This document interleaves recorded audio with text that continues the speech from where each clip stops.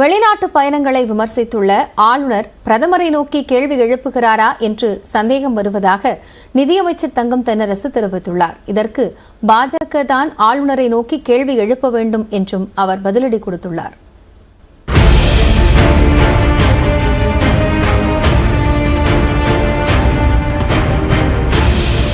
உதகையில் நடந்த துணைவேந்தர்கள் மாநாட்டில் பேசிய ஆளுநர் ஆர்.என். ரவி வெளிநாடு சென்றால் மட்டும் முதலீட்டாளர்கள் வந்துவிட மாட்டார்கள் என்றும் பெரும் தொழில் அமைப்புகளுக்கான சிறந்த சுற்றுச்சூழல் அமைப்பை உருவாக்க வேண்டும் என்றும் குறிப்பிட்டார். In our state, we have to create that so that we attract more and more of them. Investors will not come just because we ask or we go and have a talk. Nobody will. Every corporate entity values, like each one of us values every dollar.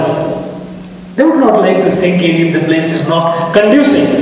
ஆளுநரின் இந்த பேச்சு முதலமைச்சரின் Singapore, Japan பயணங்களை விமர்சிப்பதாக சர்ச்சை எழுந்த நிலையில் சென்னையில் செய்தியாளர்களிடம் பேசிய நிதியமைச்சர் தங்கம் தென்னரசு ஆளுநர் ஆர்.என். ரவி முழு நேர அரசியல்வாதியாக செயல்பட்டு வருவதாக விமர்சித்தார். துணைவேந்தர்கள் மாநாட்டை தன்னுடைய அரசியலுக்காக ஆளுநர் பயன்படுத்தியுள்ளதாகவும் அவர் குற்றம் சாட்டினார். வேறு எதையோ மறைப்பதற்காக முதலமைச்சரின் வெளிநாட்டு பயணம் குறித்து ஆளுநர் பேசியிருப்பதாகவும் விமர்சித்தார். ஆளுநர் தகைய அரசியல் ரீதியான கருத்துக்களை சொல்வது, அரசியலுக்கு அவருக்கு அவர் ஈடுபடுவதற்கான ஒரு சூழ்நிலை இருந்தால் அதை ஆளுநர் மாளிகையை அவர் அதற்கு பயன்படுத்திக் கொள்ளக்கூடாது என்பதை நான் இந்த நேரத்திலே வலியுறுத்தி சொல்லி, இதை அவர் ஏற்கனவே சொல்லியிருக்கக்கூடிய பல காரணங்களிலிருந்து திசை திருப்புவதற்காகவும் ஆளுநர் தகைய உண்மைக்கு மாறான செய்திகளை தொடர்ந்து சொல்லுகிறார். ஆளுநரின் குற்றச்சாட்டிற்கு விளக்கமளிப்போம் என்றும் அவர் மீது வழக்கு பதிவு செய்ய மாட்டோம் என்றும் அமைச்சர் தங்கம் தென்னரசு விளக்கமளித்தார். ஆளுநருக்கு முன்னர் ஏற்கனவே ஆளுநர் மாளிகைக்கு முன்னால் ஒரு ஆர்ப்பாட்டம் நடத்துவதாக நாங்கள் அறிவித்திருந்தோம். அதற்கு பிறகு அவர் தன்னுடைய பரிந்துரையை அனுப்பினார். எனவே தேவைப்பட்டால் அதற்கு சூழ்நிலை வரும்போது திராவிட முன்னேற்ற கழகம் அந்த நடவடிக்கையில் ஏற்கனவே எடுத்துக் கொள்வதற்கான அறிவிப்புகளை கடந்த காலங்களில் நாங்கள் வெளியிட்டிருக்கிறோம். முதலீடுகளை ஈர்க்க வெளிநாட்டு பயணங்களை முதலமைச்சர் ஸ்டாலின் மட்டுமா மேற்கொண்டுள்ளார் என்றும் பிரதமர் மோடி கூட அடிக்கடி வெளிநாடு செல்வதை பார்த்து ஆளுநர் விமர்சிக்கிறாரா என்றும் தங்கம் தென்னரசு கேள்வி எழுப்பினார். குஜராத்தினுடைய முதலமைச்சராக இருந்த திரு நரேந்திர மோடி அவர்களும் மற்ற இன்றைக்கு இருக்கக்கூடிய பாஜக முதல்வர்களும் பல இடங்களுக்கு அவர் சென்றதும் சரி, இப்போது இருக்கக்கூடிய அவர்கள் பாஜக அவருடைய முதலமைச்சர்கள் அவர்கள் பல இடங்களுக்கு பல நாடுகளுக்கு சென்று முதலீட்டாளர்களை சந்திக்கிறார் என்று சொன்னார். அப்படி என்றால் அந்த காலத்திலே ஆரோக்கியமான சூழ்நிலை குஜராத்தில் இல்லையா, அல்லது இப்போது பாஜக ஆளக்கூடிய மாநிலங்களெல்லாம் அப்படிப்பட்ட ஆரோக்கியமான சூழ்நிலை இல்லாத காரணத்தினால்தான் இப்படி இருக்கிறதா என்பதை அவர்களுடைய முடிவுக்கே நான் விடுகிறேன். ஏற்கனவே இதை குறித்து நான் சொன்னதை போல இதை குறித்து நாங்கள் சொல்வதை விட பாரதிய ஜனதா கட்சி சொல்ல வேண்டும். மதிமுக பொதுச் செயலாளர் வைகோ வெளியிட்டுள்ள அறிக்கையில் முதலமைச்சர் ஸ்டாலின் சிங்கப்பூர், ஜப்பான் நாடுகளுக்கு மேற்கொண்ட பயணத்தால் 3233 கோடி ரூபாய் மதிப்பிலான புரிந்துணர்வு ஒப்பந்தங்கள் மேற்கொள்ளப்பட்டிருப்பதை சுட்டிக்காட்டியுள்ளார். ஆனால் முதலமைச்சரின் வெளிநாட்டு பயணத்தை இழிவுபடுத்தி ஆளுநர் ஆர்.என். ரவி ஆலகால விஷத்தை கக்கியிருப்பதாக சாடியுள்ளார்.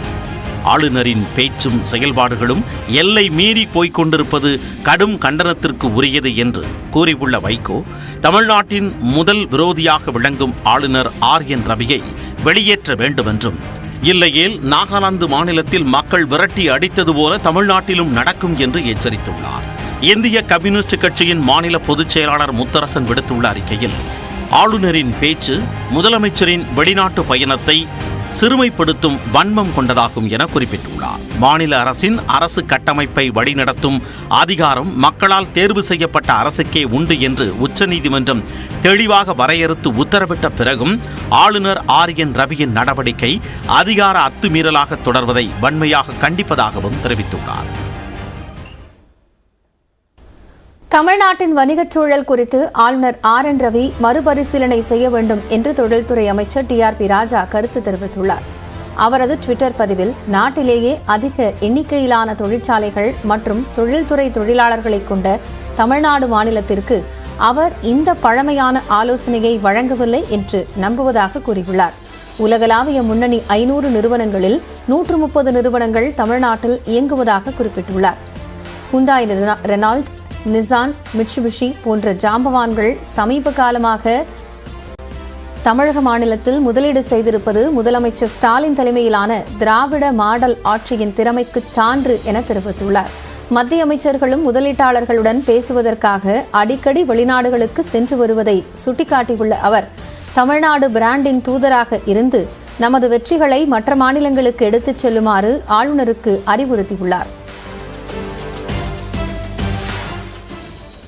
தமிழ்நாட்டில் கல்வித்தரம் இல்லை என கூறும் ஆளுநர் செய்தித்தாள்களை படிக்க வேண்டும் என்று அமைச்சர் பொன்முடி விமர்சித்துள்ளார். விழுப்புரத்தில் செய்தியாளர்களிடம் பேசிய அவர், எதிர்க்கட்சியைப் போல ஆளுநர் அரசியல் செய்வது வருந்தத்தக்கது என்று குறிப்பிட்டார்.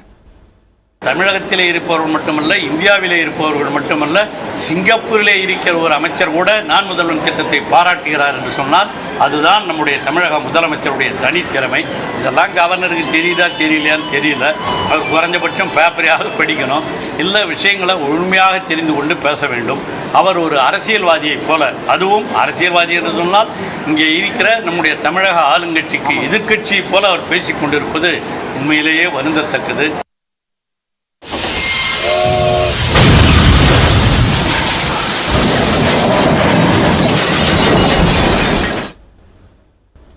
ஒடிஷா ரயில் விபத்து தொடர்பாக வழக்கு பதிவு செய்து சிபிஐ விசாரணையை தொடங்கியுள்ளது. சிபிஐ விசாரணைக்கு எதிர்ப்பு தெரிவித்துள்ள காங்கிரஸ், தலைப்புச் செய்திகளுக்காக மட்டுமே ஆன நடவடிக்கை என்று கண்டித்துள்ளது. ஒடிஷாவின் பாலசோர் மாவட்டம் பஹாநகர் பஜார் ரயில் நிலையம் அருகே கோரமண்டல் விரைவு ரயில் தடம் புரண்டது. இதில் 288 பேர் உயிரிழந்ததாக அதிகாரப்பூர்வமாக அறிவிக்கப்பட்டுள்ளது. ஒடிசாவின் பாலசோர் மாவட்டம் பாகனகா பஜார் ரயில் நிலையம் அருகே கோரமண்டல் விரைவு ரயில் தடம் புரண்டது. இதில் 278 பேர் மாண்டதாக அதிகாரப்பூர்வமாக அறிவிக்கப்பட்டுள்ளது. 1000த்திற்கும் மேற்பட்டோர் காயமடைந்துள்ளனர். இந்த நிலையில் இந்த விபத்திற்கு மின்னணு இணைப்பில் வேண்டுமென்றே மாற்றம் செய்யப்பட்டதாக ரயில்வே நிர்வாகம் கூறியதால் சிபிஐ விசாரணைக்கு உத்தரவிடப்பட்டுள்ளது. உடனே விசாரணையை தொடங்கியுள்ள சிபிஐ அதிகாரிகள் விபத்து நடந்த ரயில் நிலையம், விபத்தின் போது பணியில் இருந்த அதிகாரிகள் உள்ளிட்டோரிடம் விசாரணை நடத்தினர். மின்னணு இணைப்பு முறை தொடர்பான முதல் கட்ட தரவுகளையும் சிபிஐ அதிகாரிகள் ஆராய்ந்தனர். மேலும் சிபிஐ மற்றும் மத்திய தடயவியல் அதிகாரிகள் இணைந்து விபத்து நடைபெற்ற இடத்தில் இருந்து தடயங்களை சேகரிக்க உள்ளனர். सीबीआई की टीम अपना ज़्यादा डिटेल्स डिस्क्लोज नहीं करती है. दे वर्क डिस्क्रीटली, तो they are doing their work. They work silently और वो अपना काम कर रहे हैं. अलग अलग लोकेशंस पे लोग हैं जहां सीआरएस सीबीआई सब लोग काम कर रहे हैं. They are collecting the evidences.